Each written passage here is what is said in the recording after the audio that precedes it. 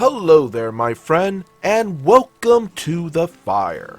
Got a story here about a player who used their evil PC to take care of another player that they had issues with. Rules Lawyer was annoying everyone, so I double killed him. r/RPG horror story posted by Nema123. This is a fun story of my favorite 3.5 campaign that my friends and I ever did, despite my evil dick headery. More a story about the latter, actually. So the gang wanted to play an anti-hero campaign, and a new DM, a close friend, wanted to try for the first time after being a long-time player.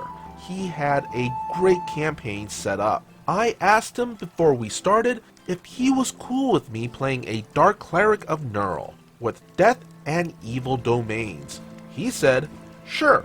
I asked if he would mind if I conspired against my teammates, and again, he said sure. I never played an evil caster before. Game on.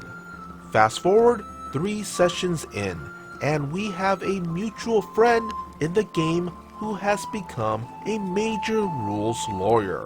Slow reader, meticulous, slowing down everything from fights to roleplay, and playing a low intellect ogre barbarian who was basically only trying to min-max his damage output, like in a video game. Whiny every time the DM made a judgment call. Finally, we had enough. We did marathon sessions, so my cleric was level 11 by now. I knew Slay Living, Spark of Life, and Animate Dead.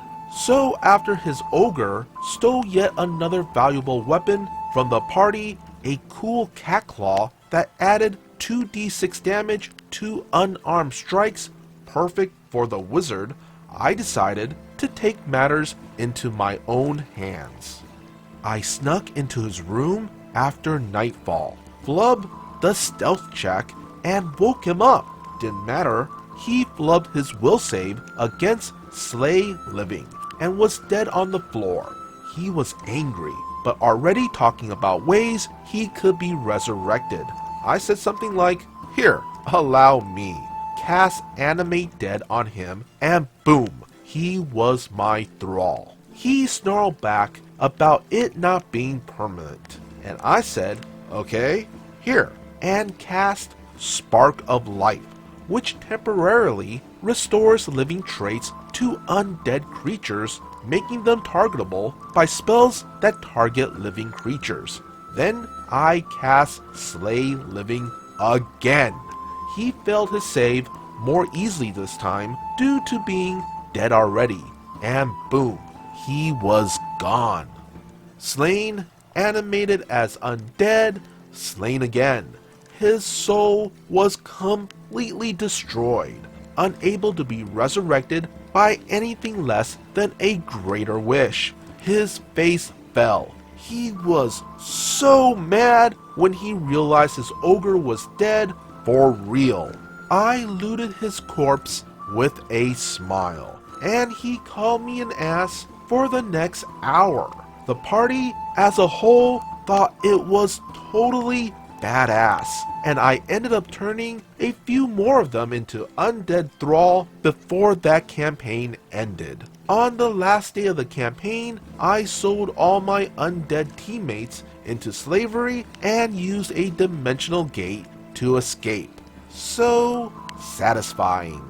Fond memories. I see this situation happen a lot in these types of stories, and oftentimes it's the lack of proper communication that is the main issue. In this particular story, I feel that we're not really presented with, well, the whole story, or at least a story that seems pretty skewed by the OP. First thing I want to address is that an evil PC can be quite a tricky thing to properly play as. Like in this case, they're actively working against the party. You get a a me versus them dynamic here, and oftentimes things can get pretty personal as players can often form attachments to their characters.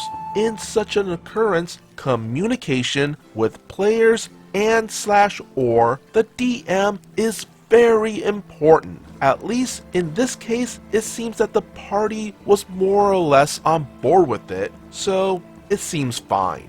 Well, except for that quote-unquote rules lawyer, most of which has been described about that player, isn't all that necessarily bad. Honestly, like being a slow reader, some people may just read slower than others, and that's fine. Slowing down everything from fights to roleplay, for that I like more examples of, because that player could just be taking their time to plan out their strategies, and hey, not everyone is going to be a role player with years of improv under their belt.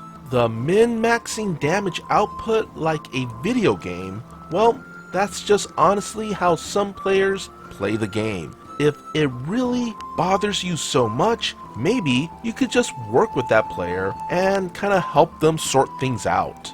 And finally, being whiny about the DM's judgment calls, well, that circles around to the whole communication thing I like to bring up all the time. Before or after a session, privately take that player aside and just explain that if they have any issues, talk about it during a game break or after the game and see about, working things out for future situations. But during a game, judgment calls are made on the fly, and arguing about it there and then just bogs down the whole game. Be sure to hit that like and subscribe button if you want to see more content like this. And would you kindly follow the socials posted in the description below. As always, be good, be great, be awesome.